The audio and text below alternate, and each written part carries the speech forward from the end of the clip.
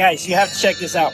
So I just made my first purchase of the day. Oh no, somebody went down a new rabbit hole. My first lounge fun. All right, we're broke. We got to start selling some stuff, lady. Yeah.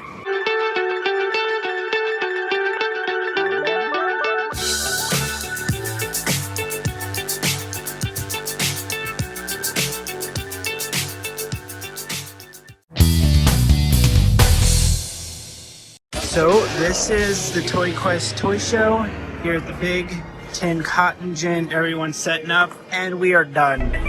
That's what preparation does, folks. We are all set up and ready to go. Let's take a quick look. Cool.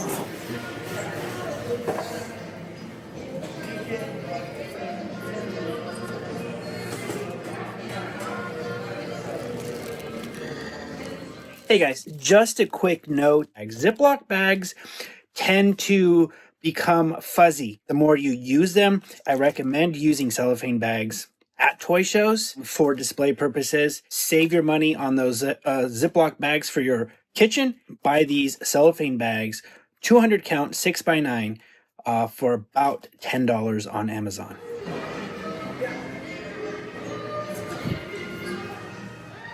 Got those.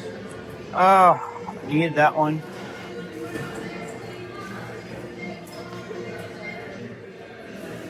BioShock? Hell yeah. You don't see those every day. Oh, here's the monsters I need.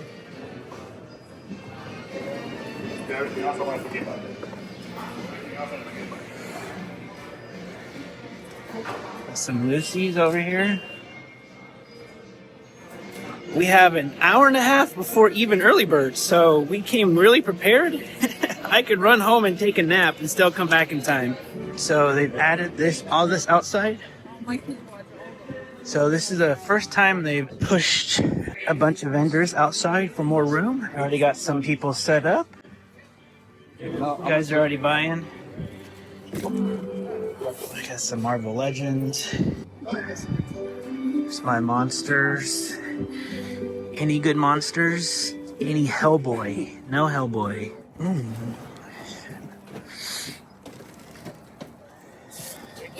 Got some good horror. Dread. Batman and Robin. Effects. Complete turtles. Turtles and more turtles. Crane. Oh, I can't see because of the glare. Nice. Batgirl, Christy. So my wife just said that she wants this one. It's sick. Does it come with the wallet? No. Probably there's the Back to the Future one. Back to the Future. There's up. Nice. We'll see how much Legos you sell today. What the fuck? We got just some different Chucky ideas here. Who's that supposed to be? It's just Is that I think they said it was like the Glenn version. Oh, okay. So that's the female Glenn version. Yeah. I was gonna say they could look custom. Look, you need this one. And what's missing out of the Millennium Falcons all the time is this Jedi training ball. So that's the arm, and then we were missing these two struts that go on the door there. And the box is in really good condition. So what I'm going to do, figure out which one's better, and then just sell the one I have with box at the next toy show and make some of that money back. I can sell mine for probably $100, and I've only gotten these parts for $25. You don't have this one, Ray? In my back pocket. I thought you. Back pocket. So is it complete, Ray? From what I can tell, yeah. Does it come with any weapons? They're probably all in the box. So there you go. You got the box too. I bought a ticket to the show. My wife is making cookies, so there's going to be sounds in the background. But thanks for joining. You're not going to want to miss this, guys. I am upgrading a Millennium Falcon original in box. Psych, I'm not playing the intro again. I just had to do this because this just came in the mail from Amazon, and as much shit as I give Amazon, this one is actually very nice. So this is the 1979 Millennium Falcon that I have displayed with the X-Wing with the black pews. I'm missing the door struts. There's the box, and we're going to swap out boxes as well. So let's grab this Millennium Falcon, which hasn't been moved in over 2 years. I don't want to knock anything down. All right, there we go. The box is inside our AT-AT box. All right, so there's a side-by-side. So here's the original color. This is mine. This is the one I just bought. So if I were to swap this one out, would it make a big difference? And it doesn't look like it's going to be any color difference. If I swap this one on here, that looks like it goes too. So the color matches on those. So I'm already going to swap out this for the extra decals that I have. Plus I have an extra one here that's loose that I'll be reattaching. All right, so if you notice mine, guys, I bought this one off of Facebook Marketplace. The ball is broken off, and that is the issue that I've had with this one. Now, do I just completely swap this one out? For this one, we're gonna see there was one issue on the bottom here that I saw. So let's flip this over. He had put, looks like some glue. So that's the issue with this one, is he glued his Millennium Falcon and door piece there, which is why it was probably so cheap. But that is still usable. Unfortunately, that's the type of glue that's not going to come off. You could just write it off as some battle damage. So I have to see if I just want to swap out this one for a battle damaged one. So it looks like right now, if I'm okay with this, the way it looks, and you saw how I had it displayed, you know, that right there isn't going to be a big deal breaker for me for display. I'm a beggar, not a chooser, so I get my deals when I can, and I feel like I probably should just swap out. I don't see any other glue parts on here, so for whatever reason he decided to just glue. All right, so there's the, he had some batteries in it. We're going to check these batteries too. So I just tested the battery compartments of each one of mine with the battery caddy. Made sure the batteries were good. I tested 2 different kinds of batteries. He had these in there. This does not work, and also mine does not work even with good batteries. On that front, it's going to, you know, there's no issue there. The tab's still there. It still kind of locks in there. My tab's there. It still kind of locks in. It's a little bit looser. Let's go with cockpit doors. This is mine. This is his. So, I mean, that's going to be a no-brainer. Just a decal alone. The reason why I'm deciding is, you see the knob there? Jedi Ball is broke off, whereas the knob for this one is still on. What I'm going to favor, and if you notice, there's a lot more decals, and there's not so many decals there. It looks like we're going to be keeping the one we picked up. Now, do you ever wonder why there's these notches here on the back of the cover? So you take this cover off, and you are supposed to be able to just stick it right in there, and that is how you're supposed to keep the cover stored when you're playing with your figures. And there you can see the post. So you would take that cover off because you would put your figures in there on those pegs and display them. And you see mine still had the sabacc board. So as for the boards, you can see they are very, very close. There's no difference. One's, you know, just one's dusty. So I think I'm going to keep those in their respective ships. As for the radar dish, there's no difference between the two, no damage.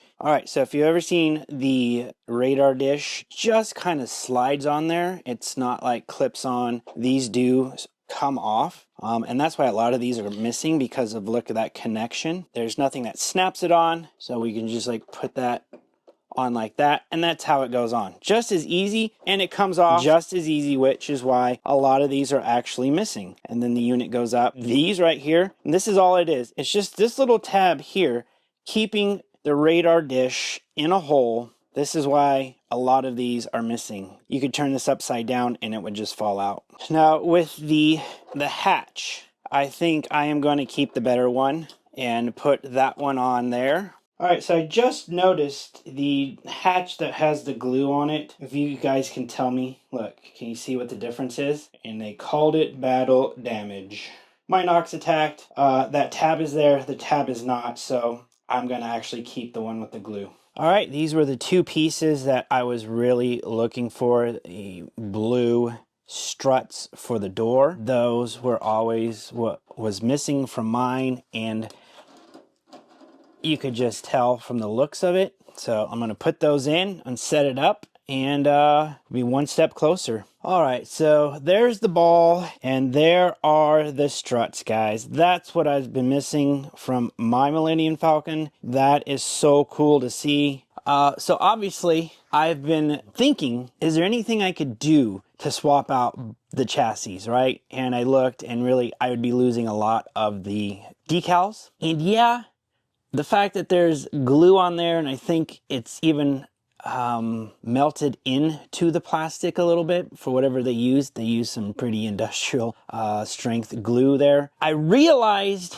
it was Providence, in that if this thing didn't have that glue on the bottom, this would have already been sold a long time ago. Because when I was talking to this guy, this wasn't his first toy show. He was just a private seller. He's like, oh, I sold off a bunch. And somebody looked at that and passed on it. And thankfully, they passed on it for me, because I'm actually so happy that I got the Jedi training ball and I got the struts.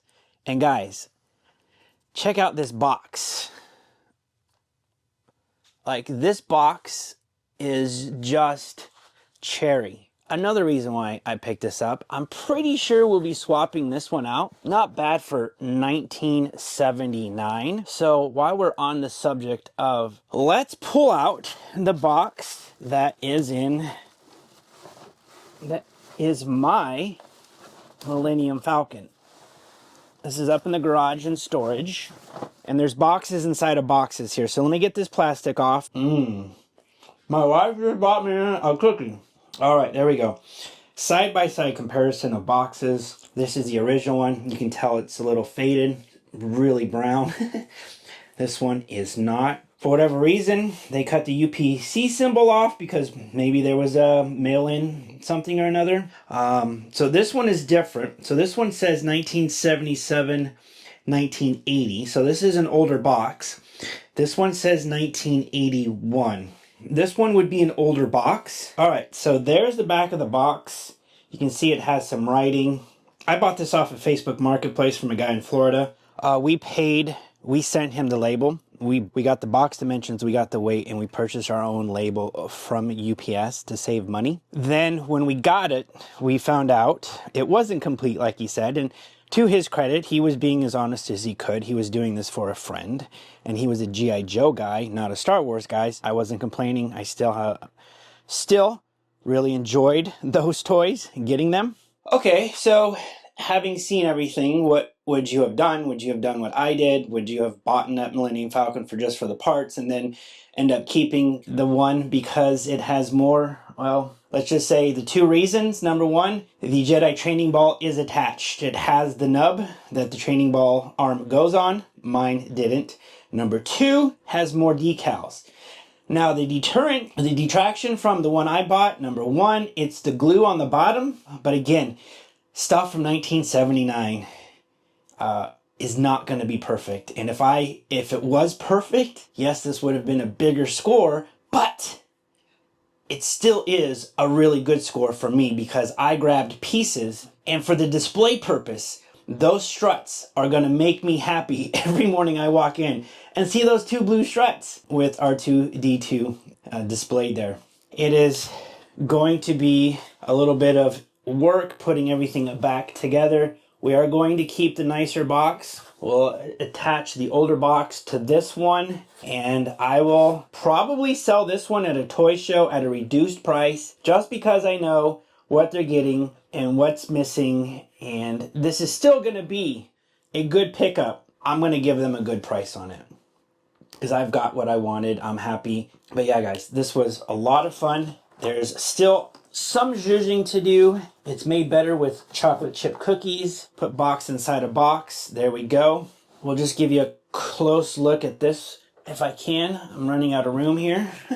There is the AT-AT box, guys. There you have Luke Skywalker. And there you have the Rebels. Well, that's all she wrote, folks. All right, Another successful toy show. All right, so let me just interrupt myself for a second when I said success, and let's get a second opinion. Toy show, I said it was a success. What were your thoughts? I agree. I think it was a success. Are we agreeing one Loungefly a year on my budget? One. You were going to buy me one previously, I think. Are we But using this? Are we collecting? What's the deal on Loungefly? Because I love Loungeflies. If I was a girl, I'd have one myself for practical use. But for you, you're not the person who wears backpacks. So this is going up on a shelf, correct? maybe. Okay, all right. Maybe. I mean, It's okay. I teased him that this could be like a date night bag. Okay. She also got some stuff for herself. So, the other thing that I picked up before the show even started was Star Wars Lego R2-D2. How much is that set retail for? $99.99, I believe. I ended up, so he had a price tag of $65 on it. I didn't even have to say anything. And he's all like, I'll give it to you for $50. If I can pick this up half off, I'm gonna do that. Girl discount, you know what I mean? Yeah, what did you call him growing up as a kid? Artie Duty. Exclusive minifigure Darth Malak. That's the other bonus to this. Yeah, they did that for the 25 years. So there was one other set I was very tempted to pick up as I was trying to be on a budget. Now, the neighbor I got the Millennium Falcon for also had a surprise for my wife. And by surprise, I just happened to go by his booth. I saw a little baggie. And again, if you heard Josh talk about how you don't want to use sandwich bags because they're cloudy, this would be an example. But he had this on the table with a little sticker for $1. And I said, you want $1 for that? And he said, yep. And I said, sold. This is not complete. This is he needs a different body. Then the surprise was this is from Series 13, and this is an evil warrior. So he has a black staff with a little flame. I have the flame. I just gotta go through my parts and see if I have the staff, make him complete. But the rest of this is all complete. I've got Star-Lord here. I had the weapons. The weapons were not included, but I went ahead and already pulled those out. So this is Star-Lord, and the fact that he had the little headpiece was a bonus. Didn't have this in my collections. And then this is Drax with a jetpack, and he should have one other knife. And again, the jetpack and the knife I added just to make him more complete. Those 4 minifigs you got for $1 in a Ziploc bag, how much are they worth? Drax, some people call him rare. Some people have him priced for $100. Consistently, what I've seen is he goes for $40. Star-Lord, he can go 30, 10, 10. Not complete, so doesn't matter. So you got about $50 worth of minifigs for $1. And that's why you go to toy shows. Yes, and then the last one I picked up from another vendor was from another minifig series, President Business from the Lego Movie 2. And I got him for $3, and he's like $6 to $10. I heard your husband bought you a gift. He did. Ta-da! I bought this for my wife. She did not know it. I don't get to surprise her often. Did I do good? I spent $20 on these 3 figures. You paid sticker.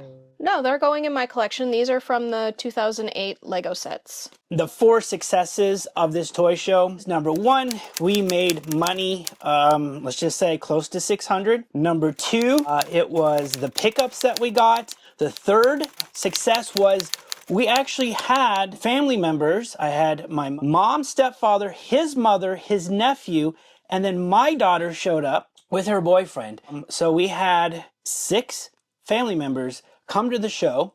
We actually hooked up my daughter with the Up Lego set that you saw in, I think, last week or the week before. And then she went and bought 2 more Lego sets. And then my stepfather brought his nephew. He bought some McFarlane DC figures from another vendor. And the 4th success was they actually purchased toys from other vendors, so vendors were able to benefit from having our family there as well. Because they don't go to toy shows, If we're not there, they support us. That's how I quantify the success of the toy show. It not just helped us, but it helped other people. And it also provided a lot of fun for my family. So that is my definition of success. This is where we give each other a high five. High five. Ooh, that was probably loud. How about high 7 for me and high 3 for you? High 7. And you say high 3. High 3. 3, 7. All right, guys. Good. And we're just going to keep on doing this. Thanks to all the support. We'll see you guys next week.